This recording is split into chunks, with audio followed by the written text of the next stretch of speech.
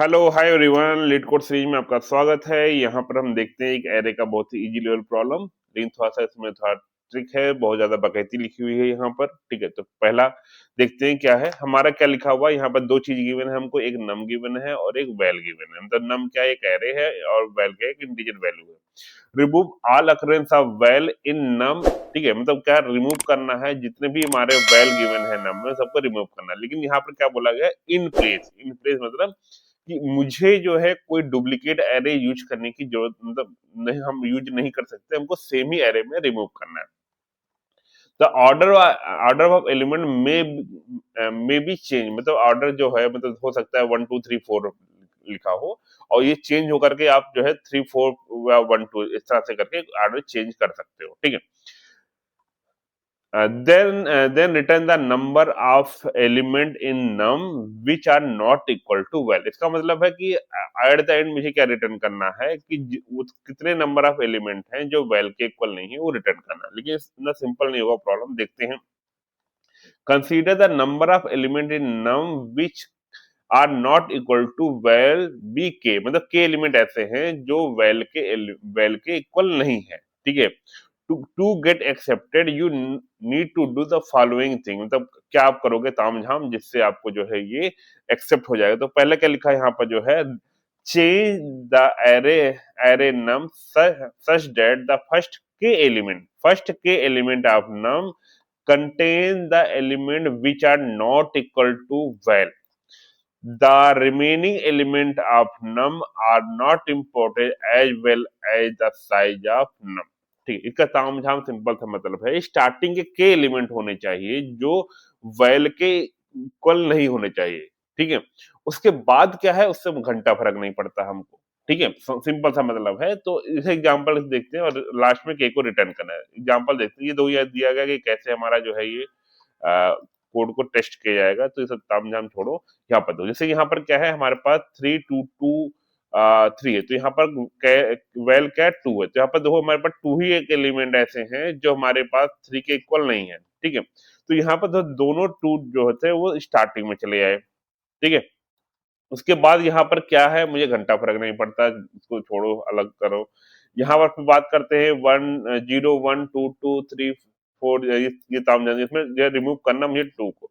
तो 0 यहाँ पर ले आए हमने, यहाँ पर 1 ले आए, देन यहाँ 4 ले आए, ऑर्डर चेंज कर दिया ना, क्योंकि लिखा भाई ऑर्डर चेंज हो सकता है। देन 0 ले आए, 3, बस ये कि स्टार्टिंग के एलिमेंट जो है, जो हमारे नॉट इक्वल टू वेल थे, वो सारे स्टार्टिंग होने चाहिए। उसके बाद क्या है, मुझे घंटा फर्क नहीं पड़ता है। ठीक है, तो इसको देखते हैं कैसे हम कर सकते हैं। ठीक है, तो इसको हम देखते हैं। सपोर्टेड मेरे पास ये गिवन है, तो अब दो इसमें हमको सेम ही एरे में करना होगा। तो मैं एक नीचे एक एरे बना रहा हूं जो सेम ऊपर वाले एरे को ही रिप्रेजेंट करेगा। ठीक है, ऐसा मत समझना कि ये सर अलग कोई डुप्लीकेट एरे बना रहा है। ठीक है, बस उसको समझाने के लिए, ऊपर वाला एरे भी और नीचे वाले दोनों सेम ही है। 0 1 2 3 4 5 6 7।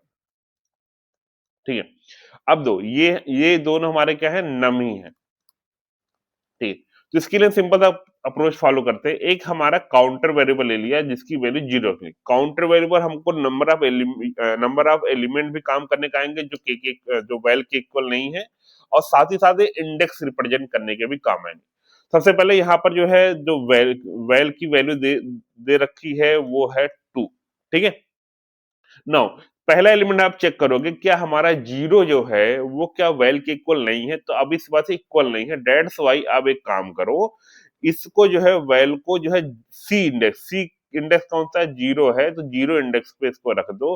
तो इसको आपने 0 को 0 इंडेक्स पे रख दिया, और इसके बाद काउंटर की वैल्यू इंक्रीमेंट करके 1 कर दो। ठीक है, नेक्स्ट 2 आया मेरा, 2 मेरा फिर से वेल के इक्वल नहीं है। डेट्स वाई इसको फिर से आप जो है सी इंडेक्स पे, मतलब 1 इंडेक्स पे रख दो, और काउंटर की वैल्यू अपडेट करके क्या कर दो, 2 कर दो।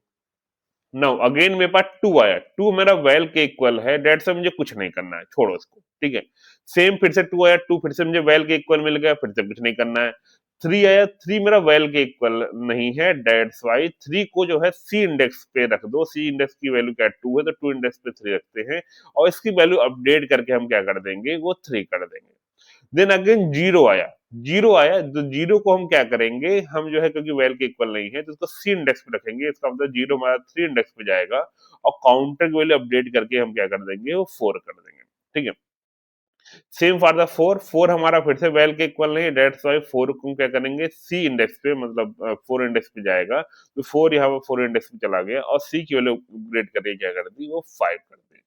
ठीक है, देन टू आया, टू हमारा जो है हमारा जो है वेल के इक्वल है, डेढ़ से कुछ नहीं करना। अब इसके आगे मेरे पास क्या बचा हुआ मुझे उससे फर्क नहीं पड़ता है, बस मुझे मालूम चल गया कि स्टार्टिंग में मैंने चार चार को जो है इस तरह से प्लेस कर दिया है, जहां पर हमारे पास स्टार्टिंग के एलिमेंट ऐसे हैं, सॉरी यहाँ पर मुझे लगता है जीरो रखना था, ठीक है जीरो रखना था, तो स्टार्टिंग के एलिमेंट ऐसे हैं जो हमारे पास जो है वो वेल के इक्वल नहीं है। उसके बाद हमको जो रिटर्न करना है वो सी की वैल्यू, या इसको आप के लिख सकते हो तो कोई फर्क नहीं पड़ता, के लिख लो या सी लिख लो, क्या फर्क पड़ता है। ठीक है, वेरिएबल नेम से क्या होता है, तो इसको हम कोडिंग के थ्रू देखते हैं, तो कोडिंग कैसे किया गया है इसका। तो कोडिंग में हमने यहाँ पर क्या किया, सी इक्वल टू लिया जीरो। ठीक है, हमने एक एक एलिमेंट इटरेट कर रहा हूं, अगर हमारा जो है वो वैल्यू के इक्वल नहीं आ रहा है तो नम ऑफ जीरो, मतलब उस सेम एरे में हमारा सी इंडेक्स पे वैल्यू स्टोर कर देंगे और सी प्लस प्लस कर देंगे पहले, क्योंकि अगर सी की वैल्यू जीरो की तो ये पोस्ट इंक्रीमेंटेड डेट से सबसे पहले जीरो इंडेक्स पे वैल्यू जाएगी, उसके बाद ये इंक्रीमेंट हो जाएगा।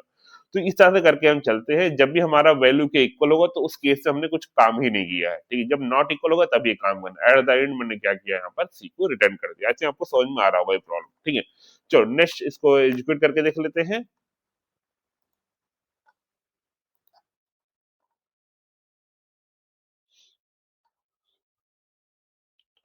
सबमिट कर लिया। ठीक है, सबमिट हो गया। तो इस वीडियो में इतना ही, मिलते हैं नेक्स्ट वीडियो में, तब तक के लिए टाटा बाय बाय।